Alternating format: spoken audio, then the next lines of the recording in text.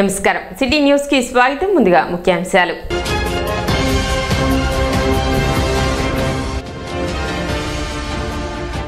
రాజీ పడదగ్గ కేసుల సత్వర పరిష్కారానికి లోక్ అదాలత్ దోహదపడుతుంది 11వ జిల్లా అదనపు న్యాయమూర్తి D Srinivasulu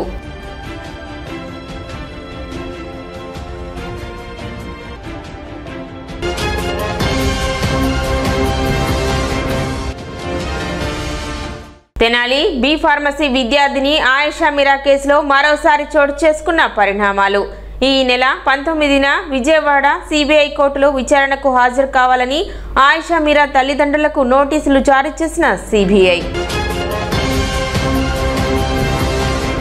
Tenali B pharmacy విద్యార్థిని ఆయిషా మీరా కేసులో మరోసారి పరిణామాలు చోటు చేసుకున్నాయి. ఈ నెల 19న విజయవాడ సిబిఐ కోర్టులో విచారణకు హాజరు కావాలని ఆయిషా మీరా తల్లిదండ్రులు శంషాద్ బేగం ఇక్బాల్ బాషాలకు సిబిఐ నోటీసులు జారీ చేసింది. అయితే వారు ఆ నోటీసులను తిరస్కరించారు.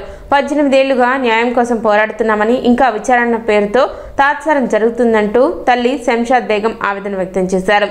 సత్యం బాబు నిర్దోషని మేము ఎన్నిసార్లు చెప్పినా మళ్లీ అతనిపై నమోదు చేసిన సెక్షన్లపై అభిప్రాయం తెలపమని సిబిఐ అడగడం విచిత్రం అని ప్రశ్నించారు. జూన్ నెలలోనే సిబిఐ హైకోర్టుకు ఫీల్డ్ కవర్ నివేదిక సమర్పించింది. కానీ ఆ రిపోర్ట్ కాపీలు తమకు ఇవ్వకపోవడం వల్ల ఎలా అభిప్రాయం చెప్పగలమని శంషాద్ బేగం ప్రశ్నించారు. స్వయం ప్రతిపత్తి కలిగిన సిబిఐ కూడా మా బిడ్డకు న్యాయం చేయలేకపోయింది. మత సాంప్రదాయాలను పక్కన పెట్టి రీపోస్ట్ మార్టం కోసం మేమే సహకరించాం. అయినా కేసు ఇంకా సాగుతూనే ఉందని ఆవేదన వ్యక్తం చేశారు. ఈ కేసు విషయంలో ప్రభుత్వానికి బాధ్యత ఉందని ముఖ్యమంత్రి, ఉప ముఖ్యమంత్రి, హోమ్ మినిస్టర్, డీజీపీ స్పందించి న్యాయం జరిగేలా చూడాలని ఆమె కోరారు. జూన్ 20వ తేదీన సిబిఐ వాళ్ళు కేసు ముగిసింది అని చెప్పి సీల్డ్ కవర్లో హైకోర్టుకి అని సిబిఐ కోర్టుకి ఇచ్చారండి. అయితే ముగిసిన తర్వాత 3 months అయిపోయింది. ముగిసి కూడా 3 months తర్వాత ఒక నోటీస్ పంపించి ఆ నోటీస్లో పలానా వ్యక్తి ఉన్నారు, ఆ సెక్షన్స్ ప్రకారంగా మేము పెడుతున్నాము, మీకేమైనా అభ్యంతరం ఉంటే తెలియజేయండి అన్నారు. మాకు అసలు మొదటి నుంచి అభ్యంతరం ఉంటూనే ఉంది. అయినా ఆ సీల్డ్ కవర్లు యాక్చువల్గా లా ప్రకారంగా హైకోర్టుకి సిబిఐ కోర్టుకి ఇచ్చిన తర్వాత యాజ్ ఎ పేరెంట్స్గా బాధితులుగా మాకొక కవర్ ఇవ్వాలి. అలాగే సీఎం గారికి, స్టేట్ గవర్నమెంట్ సీఎంకి, అలాగే హోమ్ మినిస్టర్కి, డీజీపీకి కూడా, తర్వాత సెంట్రల్ గవర్నమెంట్కి కూడా కవర్ ఇవ్వాల్సి ఉంటుంది సీల్డ్ కవర్స్. మరి మాకేమి ఇవ్వకుండా 3 months తర్వాత పలానా వ్యక్తిని పెడుతున్నా మీకు అభ్యంతరం ఉందా అని అడుగుతారు. అసలు దానికి అర్థమేముందా అండి? లా ప్రకారంగా సుప్రీంకోర్టు కొన్ని అమెండ్మెంట్స్ చేసింది. బాధితులు ఎవరైతే ఉన్నారో వాళ్ళకి తప్పకుండా కవర్ ఇవ్వాలి, వాళ్ళ బాధితులది కూడా మీరు వర్షన్ తీసుకోవాలని చెప్తున్నా కూడా ఓ పక్కన మా వర్షన్ లేకుండానే వాళ్ళంతటా వాళ్ళే పోలీసులు ఏదైతే చేశారో వీళ్ళు కూడా అదే చేస్తున్నారు. మరి మాకు కవర్ ఇవ్వకుండా మేము ఎలా అభ్యంతరం చెప్తామండి? ఇది ప్రజల మధ్యలోకి వెళ్ళింది, సంచలనం సృష్టించింది. ప్రజలకు జవాబుదారీగా ఉండాలి సిబిఐ కూడా. దర్యాప్తు సంస్థలు అంటే స్వచ్ఛందంగా ఉండాలి. ఇట్లా అడ్డదిడ్డంగాను పోలీసు వాడు చేసింది ఏదైతే ఉందో అదే ఫాలో అవుతుంటే ఎలా జరుగుతుందండి? సిబిఐ అంటే చాలా లోతుగా వెళ్ళి కేసును దర్యాప్తు చేయాలి. మరి వాళ్ళకి తెలుసో తెలియదో నాకు అర్థం కావట్లా. మేము ఎవరైతే మా పాప కేసులో ఉన్నారో వాళ్ళ వైపు నుంచి దర్యాప్తు జరగటం లేదు, వాడి చుట్టే తిప్పుతున్నారు కేసు మొత్తాన్ని కూడా. అంటే ఇక్కడ ఏంటంటే ధర్మం అనేది ఎలా ఉంది అంటే ధనవంతుల దగ్గర ఉంది, న్యాయం అనేది నేరస్తుల దగ్గర ఉంది. ఇప్పుడు ధర్మం, న్యాయం రెండు కూడా వీళ్ళనే కాపాడుతుంది నేరస్తుల్ని. అంటే సామాన్య మానవుడికి, మధ్యతరగతి వాడికి కూడా న్యాయం జరగదు భారతదేశంలో అని తెలుస్తుందండి. మా పాప కేసులో మా పాప కేసు తర్వాత ఎన్ని కేసులో జరిగినాయి?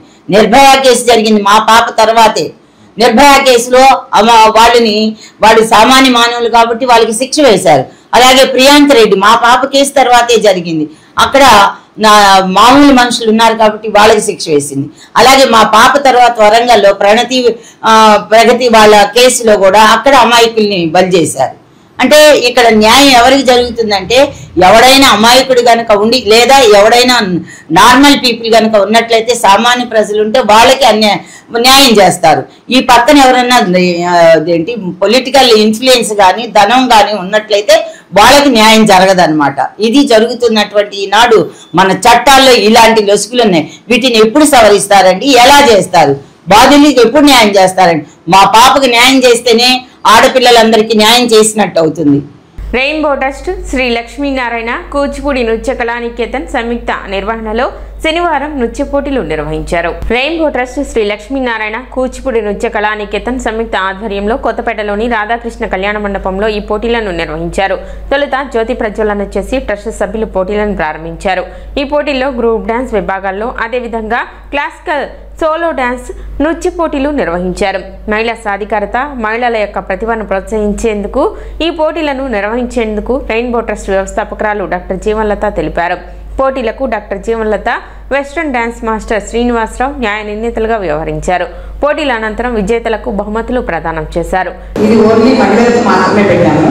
అది ఒక క్వశ్చన్ అయింది ఎంత జరగడము. ఆ మగపిల్లలు అయితే చాలా మంది వచ్చి చేస్తారు. అది మగపిల్లలు ఎక్కడైతే చేస్తారు. బట్ రెయిన్బో అంటేనే ఓన్లీ ఫర్ ఫీమేల్స్. అంటే we want to encourage females. Women empowerment కోసం వర్క్ చేయడమే కాకుండా డాన్స్లో, ఫైట్స్లో, కరాటేలో, వెయిట్ లిఫ్టింగ్లో కూడా ఆడవాళ్ళు ఉంటారు అనే దాన్ని మేము ముందుకు తీసుకెళ్ళాలనుకుంటున్నాము, అందరికీ చెప్పాలనుకుంటున్నాము.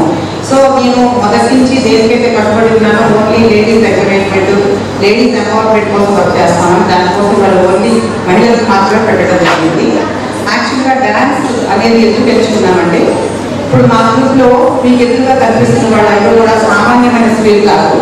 వీళ్ళు వాళ్ళ ఒక్కొక్క వృత్తిలో వాళ్ళ దీంట్లో కూడా చాలా నిష్ణాతులైన వాళ్ళు. ఒకళ్ళు బ్యూటీషియన్, ఒకళ్ళు డిజైనర్, ఒకళ్ళు బొటిక్ నడిపిస్తున్నారు, ఇంకొకళ్ళు వ్యాపారం చేస్తున్నారు. అంటే ఇంకొకళ్ళు అమ్మాయి రాలేదు, ఆమె మీకు అందరికీ తెలిసినాను రేవతి ఉందండి, తన వెయిట్ లిఫ్టర్. సో వీళ్ళని అంటే మీ అందరి ముందు చూడాలని ఒక్కళ్ళ చూపించి వీళ్ళందరూ కూడా రోల్ మోడల్స్ లాగా. కార్యక్రమంలో జి అనురాధ, కోట భవాని, భవ్య జ్యోతి, వసంత దుర్గ, అలేఖ్య మరియు ట్రస్ట్ సభ్యులు పాల్గొన్నారు.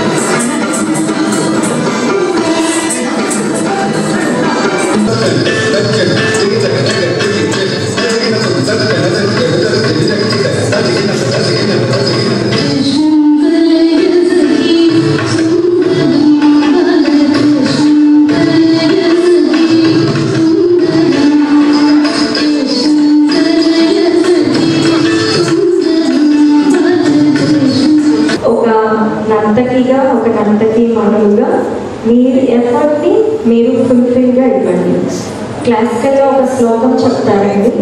యతో హస్త సతో దృష్టి, యతో దృష్టి సతో మనః, యతో మనః సతో భావ, యతో భావ సతో రసః.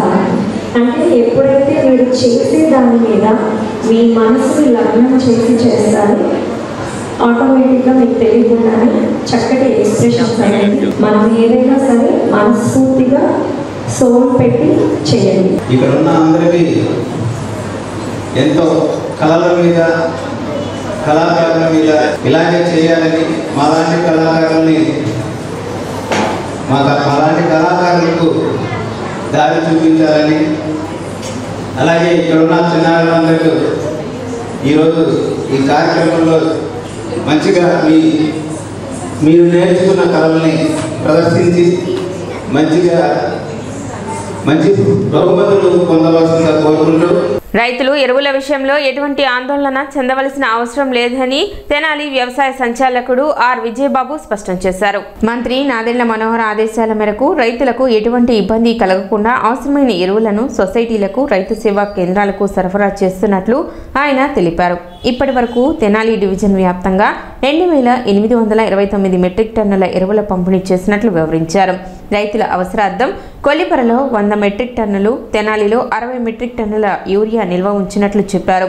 అవసరానికి మించిన ఎరువులను తీసుకువెళ్లకుండా రైతులు అవసరం మేరకే ఎరువులు సేకరించారని విజయబాబు సూచించారు. మినిస్టర్ సివిల్ సప్లైస్ మనోహర్ గారి ఆధ్వర్యంలో మనము వాళ్ళు ఇచ్చిన గైడెన్స్లో ఏ రైతుకు కూడా ఇబ్బంది లేకుండా ప్రతి ఒక్క గ్రామానికి అందజేయాలని చెప్పారు. అట్లాగే మనం కూడా ఈరోజు కొల్లిపరకి 4 సొసైటీస్కి 2 ప్రైవేట్ డీలర్స్ రావడం జరిగింది. 100 మెట్రిక్ టన్నులు యూరియా రావడం జరిగింది, 20 టన్నులు డిఏపి రావడం జరిగింది. అట్లాగే తెనాలి చూసుకున్నట్లయితే తెనాలి కింద మనకి 3 సొసైటీస్కి 60 టన్నులు 2 ప్రైవేట్ డీలర్స్కి రావడం జరిగింది. సో రోజు మార్చి రోజు ప్రతి ఒక్క సొసైటీని అలాగే ప్రైవేట్ డీలర్స్ని కవర్ చేయడం జరుగుతుంది. అట్లాగే రైతులు ప్యానిక్ కాకుండా ఉండటానికి నేను చెప్పేది ఏంటంటే, మేము అదర్ మండల్స్కి ఇవ్వకుండా ఈ క్రైసిస్ తగ్గేదాకా, ఈ ఇబ్బందులు తగ్గేదాకా మనమంతా కూడా అదర్ మండల్స్కి ఇవ్వకుండా ప్రైవేట్ డీలర్స్ కూడా మనం ఇన్స్ట్రక్షన్స్ ఇవ్వడం జరిగింది. అట్లాగే సొసైటీస్ కూడా మనం ఇన్స్ట్రక్షన్స్ ఇవ్వడం జరిగింది. ఎందుకంటే ప్రతి మండలానికి పిఎస్ఎస్ల ద్వారా కానివ్వండి, ఆర్ఎస్కేల ద్వారా కానీ మనం ఎరువులు అందించడం జరుగుతూ ఉంది. ఎక్కడ కూడా ప్యానిక్ కావాల్సిన సందర్భం లేదు. అనవసరంగా 2-3 కోటాలకు సరిపడా తీసుకెళ్ళి స్టోర్ చేసుకొని వాటిని వేస్ట్ చేసుకోవడం కూడా దయచేసి చేయకండి అని చెప్పి కొంతమంది రైతు సోదరులు నేను తెలియజేస్తున్నాను. ఎందుకంటే రేపు రబీ నాటికి ఎలా ఉంటుందో సిచ్యువేషన్ తెలియదని కొంతమంది 2-3 కోటాలకి అందుతుందో లేదని కొంతమంది రైతు సోదరులు భావించి ఎక్కువ మొత్తంలో నిల్వ చేయడానికి ఆస్కారం లేకుండా ఉండాలని చెప్పి నేను తెలియజేస్తున్నాను. అట్లాగే మనకున్న ఎక్స్టెంట్ని బట్టి మనం రాబోయే రోజుల్లో ఇవ్వటం జరుగుతూ ఉంది. కానీ ప్రస్తుతం చూసుకున్నట్లయితే మనం ఇప్పటివరకు మన తెనాలి మండలంలో 2829 మెట్రిక్ టన్నులు ఆల్రెడీ ఇవ్వడం జరిగిందండి. మోర్ దెన్ ఆల్మోస్ట్ ఎకరానికి 2 బ్యాగులు చొప్పున మన యొక్క ఈ రిపోర్ట్ని బట్టి తెలుస్తూ ఉంది. అంతేకాకుండా కొలిపర చూసినట్టయితే ఇంకొక 800 మెట్రిక్ టన్నులు రిక్వైర్మెంట్ ఉంది. అట్లాగే తెనాలికి ఇంకొక 500 మెట్రిక్ టన్నులు అందుబాటులోకి వస్తే దాదాపుగా ఇంక మనకి ఇబ్బంది ఉండదు. మనకి లాగిన్ ఇష్యూస్ కూడా ఏమీ లేవు. ఆర్ఎస్కేల ద్వారా కానివ్వండి, మోరోవర్ సొసైటీస్ ద్వారా కానివ్వండి, ప్రైవేట్ డీలర్స్ ద్వారా మన స్టాఫ్ని పెట్టి కూడా ఎంఆర్పి ప్రైస్ పెంచకుండా మనం అందించే విధంగా చర్యలు తీసుకోవడం జరుగుతూ ఉంది. కాబట్టి ప్రతి రైతు సోదరులు ఎవరికైనా ఏదైనా ఇబ్బంది ఉంటే దయచేసి వ్యవసాయ శాఖ యొక్క మండల వ్యవసాయాధికారిని సంప్రదించి మీకు ఏదైనా ఇబ్బంది ఉంటే తెలియజేయండి.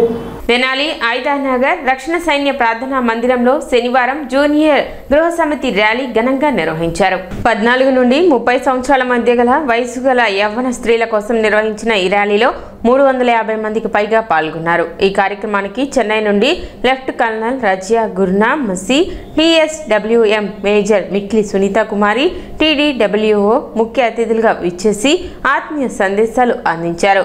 లెఫ్ట్ కల్నల్ గేరా సియోను కుమారి ఆధ్వర్యంలో captain K Mariyamma, major B Sujatha, major P Haimavathi, major Karumanchi Sujatha, major రాజకుమారితో పాటు 26 సంఘాల స్త్రీ పురుష ఉద్యోగస్తులు సహకరించడంతో ర్యాలీ విజయవంతమైంది. అదేవిధంగా పలు సాంస్కృతిక కార్యక్రమాలు నిర్వహించగా ప్రత్యేక అతిథి డాక్టర్ జీవన్లత యవ్వన స్త్రీలకు ప్రేరణాత్మక సూచనలు అందించారు.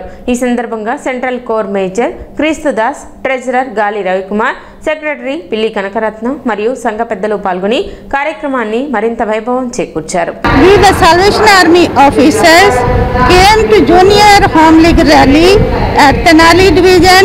We all are thankful to territorial leaders and divisional leaders. We come to empower, equip and encourage the young children as they are future generation. Every young girl are valued and precious in the sight of God. Nowadays, many roots and violence are taking place against the girl child. We need to bring aware to protect prevent them from the dangers.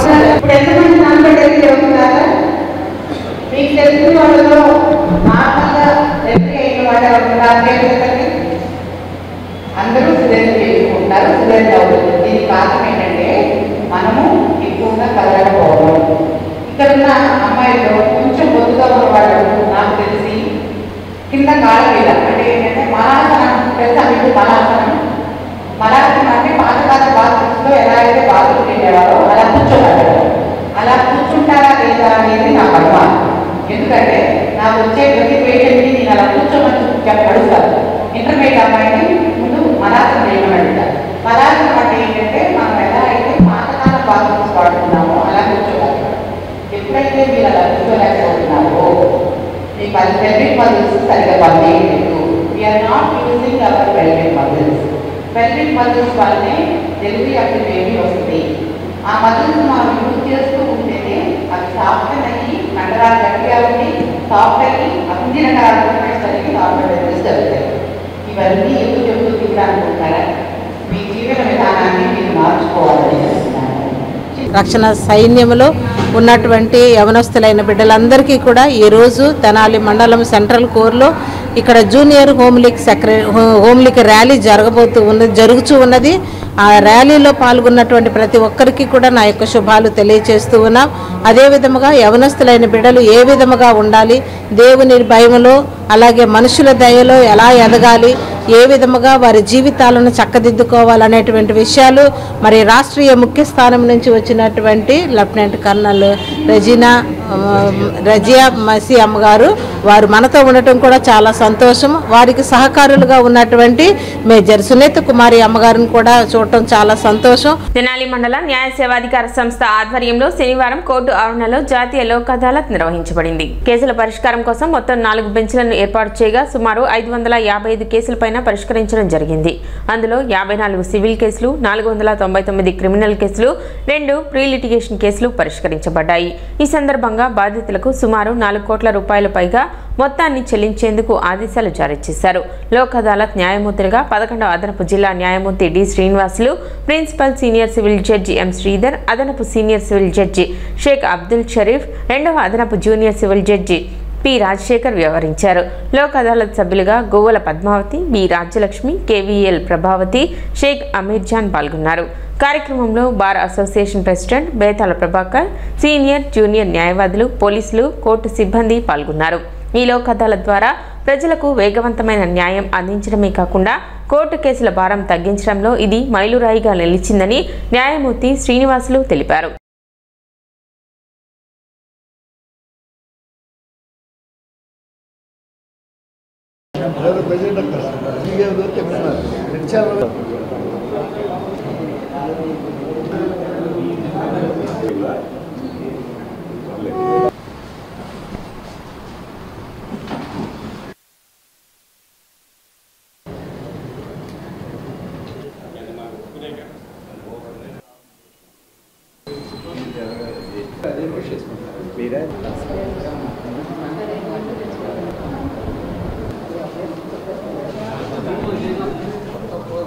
తనతోనే బతుకుతానని చెప్పి మాకు అంటుంది sir. ఆ అబ్బాయి ఏమో నాకు ఆ అమ్మాయి వద్దు, నాకు విడాకులు ఇప్పించాను. 10 ఏళ్ళ పైన అయిపోయింది సార్ పెళ్ళి కూడా.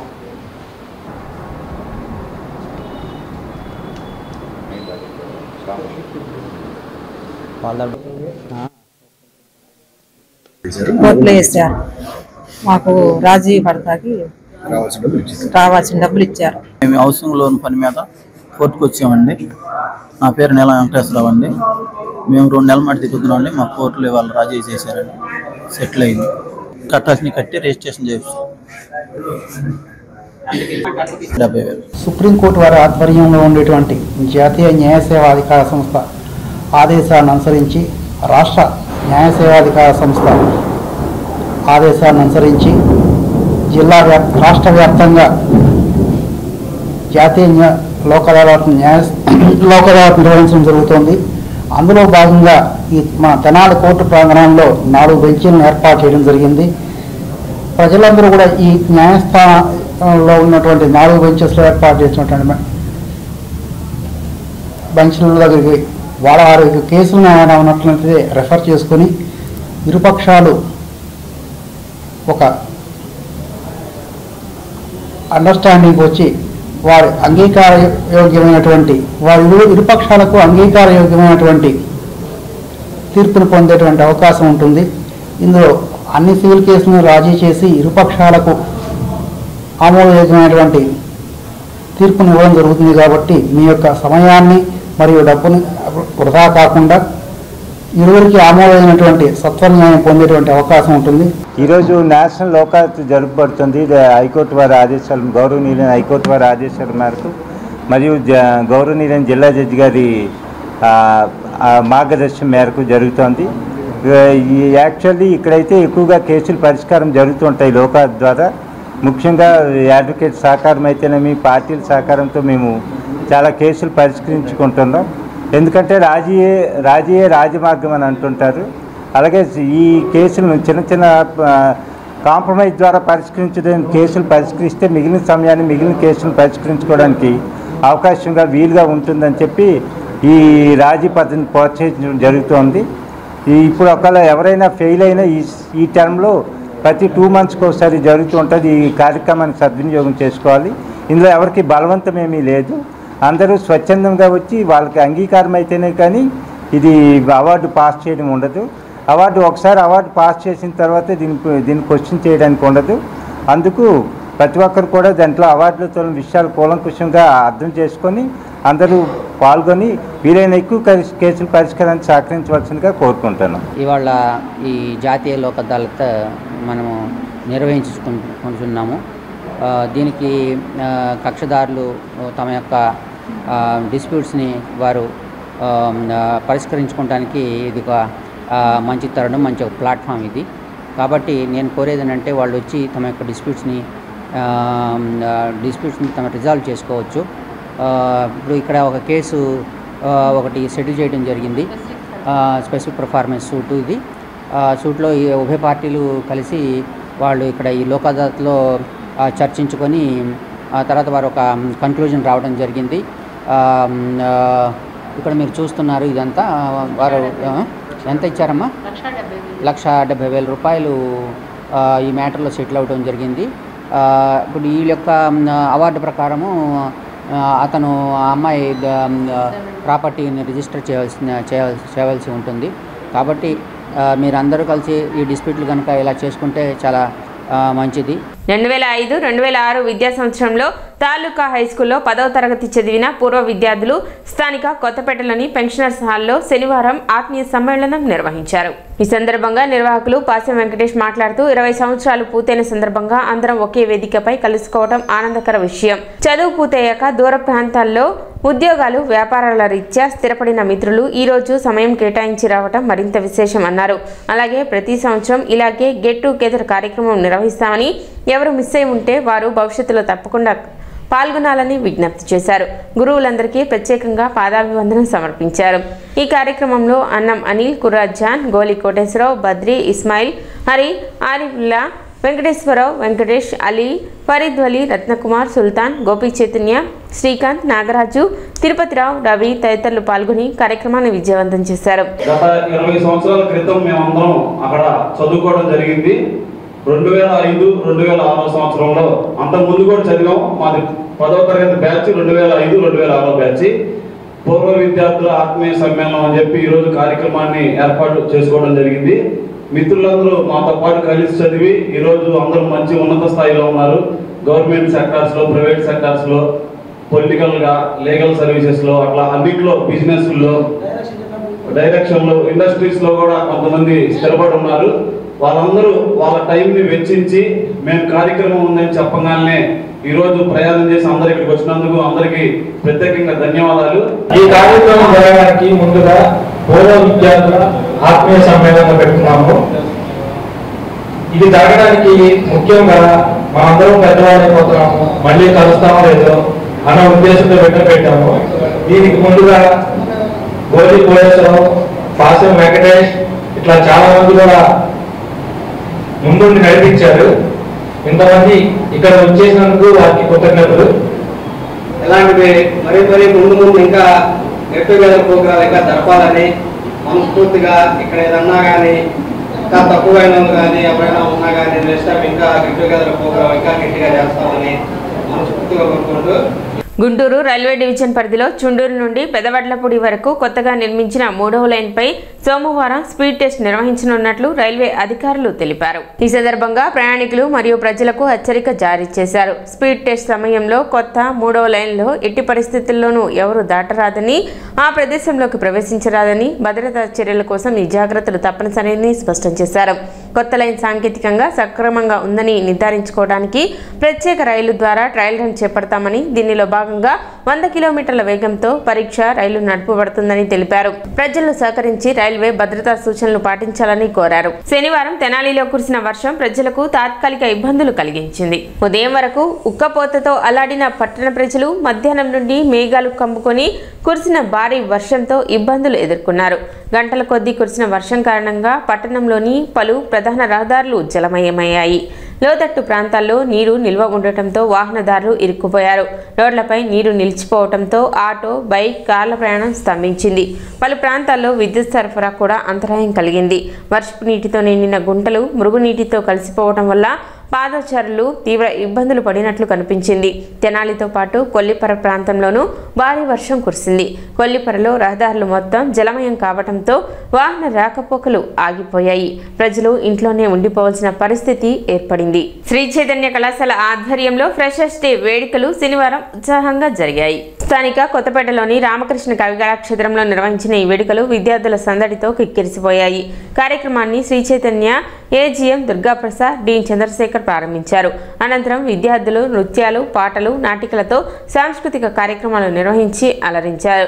వేడుకలలో భాగంగా ఉత్తమ ఉపాధ్యాయులను ఘనంగా సత్కరించారు. విద్యార్థుల భవిష్యత్తు ప్రణాళికలు, కర్తవ్యాలపై వక్తలు విలువైన సూచనలు చేశారు.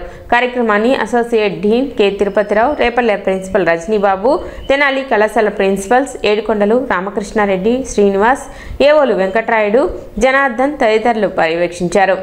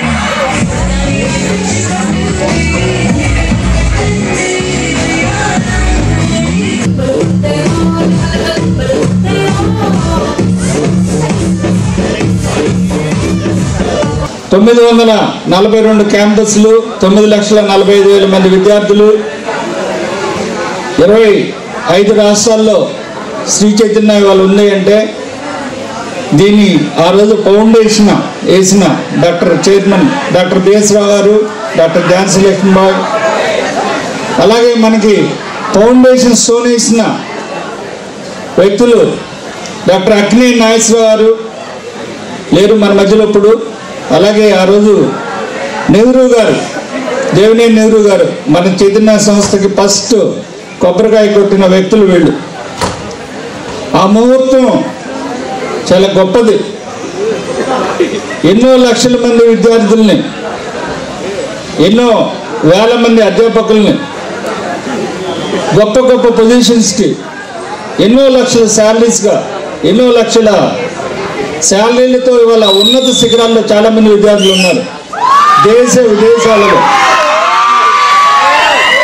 విదేశాలలో స్వదేశంలోనూ మంచి మంచి కంపెనీల్లో మన చైతన్యంలో చదివిన విద్యార్థులు చాలా మంచి మంచి పొజిషన్స్లో ఉన్నారు. మనం ఏం చేసినా, ఎక్కడున్నా, లేకపోతే ఎలాంటి ప్రోగ్రామ్ చేసుకున్నా బేస్ అంటే మనం ఎందుకు ఉన్నాము, మనం ఏంటి, మన కర్తవ్యం ఏంటి అనేది మర్చిపోకూడదు ప్రతి స్టూడెంట్ కూడా. లాస్ట్ ఇయర్ వ్యాస్ భవన్ 1, వ్యాస్ భవన్ 2 ఈ 2 క్యాంపస్ నుంచి ఐఐటి పాయింట్ ఆఫ్ వ్యూలో 399 399 ర్యాంక్ సాధించాం. దీనికి సార్ కూడా యాక్చువల్గా ఆ బాబు ఈ రోజు ఈ కార్యక్రమానికి రావాల్సి కాలేజీలో ఉండటం వల్ల రాలేకపోయాడు. నెక్స్ట్ ప్రోగ్రామ్ టైంకి మనకి ఆ బాబు కూడా వచ్చి మీకు కూడా క్లాస్లో ఒక మోటివేషన్ లాగా, అంటే తను ఎలా చదువుకున్నాడు, ఎలా ర్యాంక్ సాధించాడు అనే విషయం కూడా తెలియజేస్తానని తను చెప్పడం జరిగింది. ఈరోజు ఈ ప్రోగ్రామ్కి రాలేకపోయాడు. సిటీ న్యూస్ ముంచే ముందు ముఖ్యాంశాలు మరోసారి.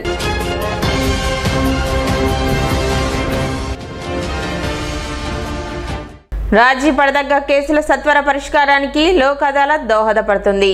11వ జిల్లా అదనపు న్యాయమూర్తి డి శ్రీనివాసులు.